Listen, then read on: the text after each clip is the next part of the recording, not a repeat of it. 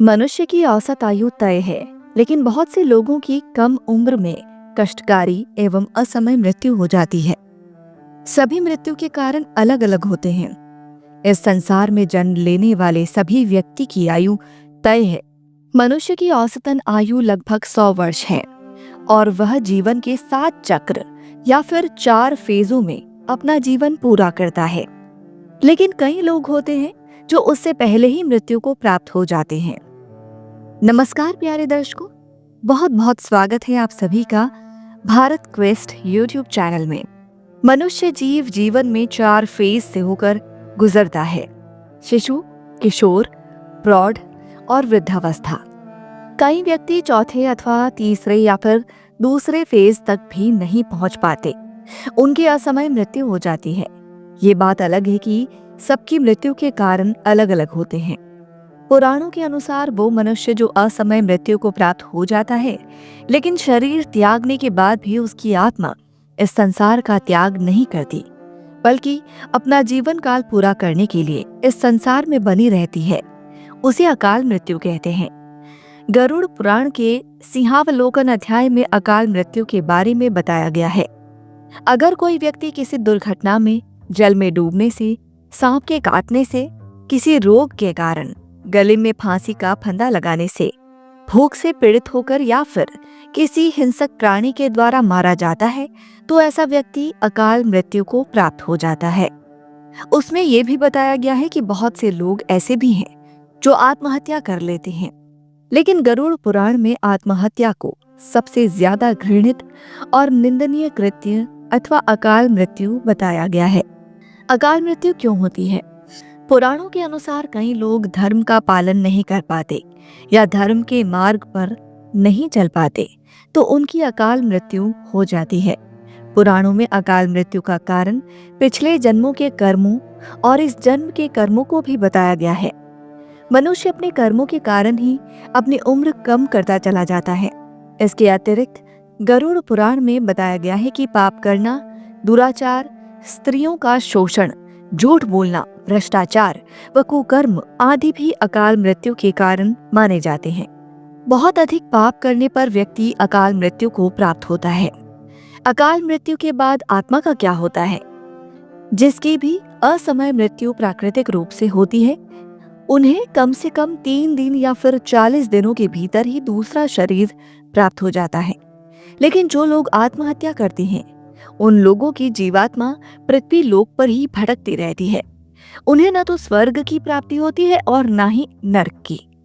वो तब तक प्रेत आत्मा या अन्य रूपों में भटकती है जब तक वह आत्मा अपना निर्धारित जीवन चक्र पूरा नहीं कर लेती। जीवात्मा की इस अवस्था को अगति कहा जाता है। फिर आत्मा जैसे ही अपना जीवन काल पूरा करती है, उसकी आत्मा को मुक्ति मिल जाती है। जिनकी अकाल मृत्यु होती है, उन्हें अपनी जरूरतों की पूर्ति अथवा सुख, भूख, प्यास के लिए अंधकार में ही भटकते रहना पड़ता है। ऐसी अतृप्त आत्माओं को भूत प्रेत कहा जाता है। ऐसी आत्माओं की इच्छाएं होती हैं, लेकिन इन आत्माओं के पास शरीर नहीं होता, तो वो उन इच्छाओं को पूरा नहीं कर पाती। ऐसे में ये आत्माएं अपनी इच्छाओं को पूरा करने के लिए अपने आसपास के व्यक्तियों को कष्ट देना शुरू कर देती हैं। मृत्यु वह भयानक सत्य है जिसके साथ कोई भी व्यक्ति सहज नहीं है। हर कोई अपने इस सच से विमुख ही होना चाहता है और मन ही मन सोचता है कि उसकी मृत्यु कभी ना हो। मृत्यु का इतना भय इसीलिए होता है क्योंकि मनुष्य को इस संसार और यहाँ के बंधनों से मोह हो जाता है और उसे डर लगता है कि मृत्यु के बाद कहीं उसे सब कुछ अकेला ना भुगतना पड़े। उसे इस भौतिक संसार से मोह न हो, इसीलिए उसे बार बार ये याद दिलाया जाता है कि वह इस संसार में न तो कुछ लेकर आया था और न ही कुछ लेकर जाएगा। लेकिन हकीकत तो ये है कि ये बातें पूरी तरह से सत्य नहीं है। हर व्यक्ति इस संसार में अपना भाग्य अर्थात प्रारब्ध लेकर आता है और वह भाग्य जुड़ा होता है उसके संचित कर्म से। तो इस तरह देखा जाए तो ये उस आत्मा यानी मनुष्य के साथ पिछले जन्म से ही साथ आई है और इस जन्म में भी मरते समय साथ जाएगी। इसी प्रकार 4 ऐसी चीजें हैं जो किसी मनुष्य के मरने के समय उसके साथ जाती है। पहला है संचित कर्म, दूसरा है स्मृति यानी कि यादें, तीसरा है जागृति और चौथा है सूक्ष्म शरीर। मनुष्य अपनी मृत्यु के समय ये 4 चीजें अपने साथ लेकर जाता है। ये बात अलग है कि स्मृति एक ऐसी चीज है जो वक्त के साथ धुंधली पड़ जाती है और अगला जन्म लेने के बाद शायद ही मनुष्य अपने पिछले जीवन की कोई बात याद रख पाता है।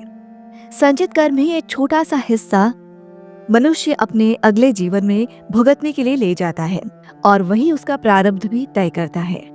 मृत्यु के समय केवल आपकी आत्मा आपका शरीर नहीं छोड़ती, बल्कि सूक्ष्म शरीर भी छोड़ता है और वही सूक्ष्म शरीर अगला नया शरीर धारण करता है। मनुष्य की जागृति उसकी चेतना और ज्ञान है जो उसके साथ ही जाता है। पुराणों के अनुसार मृत्यु के समय आप जो स्मरण करते हैं या जिससे मोह दिखाते हैं, उससे आपकी जन्म की योनि भी तय होती है। इससे जुड़ी एक कथा है जिसके अनुसार राजा भरत भगवान की भक्ति किया करते थे, लेकिन मरते समय मोह के कारण उनकी एक हिरण के बच्चे में आसक्ति हो गई।